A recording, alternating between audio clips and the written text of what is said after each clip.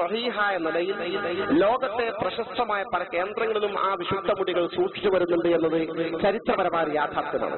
നമ്മുടെ ഇന്ത്യ മഹാരാജ്യത്തിൽ തന്നെ തമിഴ്നാട്ടിൽ വെല്ലൂരിൽ അള്ളാഹുവിന്റെ ഹബീബിന്റെ ആ വിശുദ്ധമായ ഒരു മുടി സൂക്ഷിച്ചിരിപ്പുണ്ട് എന്നത് ലോകത്തറിയപ്പെട്ട വാർത്തയാണ്.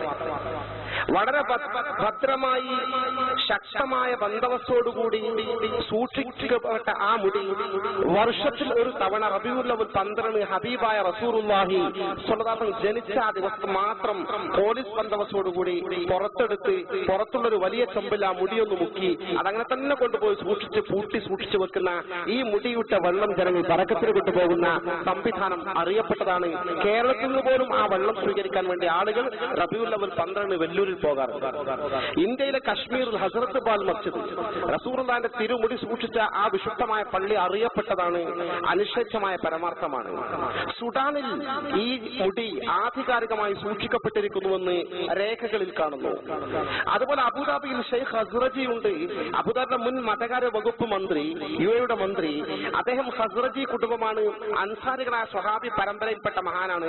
അദ്ദേഹത്തിന്റെ വീട്ടിൽ അവരുടെ ഫാമിലി ഭദ്രമായ ഒരു മുടി സൂക്ഷിച്ചു വെച്ചിട്ടുണ്ട്.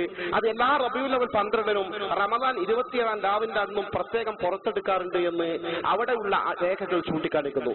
ഇങ്ങനെ വേൾഡിൽ അറിയപ്പെട്ട സ്ഥലങ്ങളിൽ വളരെ പാവനമായി വളരെ ആധികാരികമായി പ്രബലമായ കുടുംബങ്ങളോ ഔദ്യോഗിക തലത്തിൽ ഗവൺമെന്റ് സംവിധാനത്തോടെയോ അത് സൂക്ഷിച്ചു വരുന്നു എന്ന യാഥാർത്ഥ്യം നമ്മൾ നിഷേധിക്കുന്നില്ല. അതിന് വല്ലാത്ത പുണ്യവുമുണ്ട്.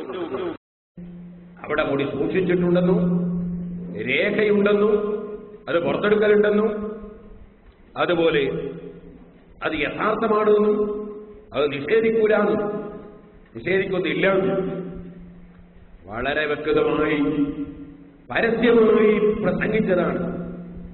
എന്നിട്ട് സുബ്ഹാനല്ലാഹ് സാധാരണ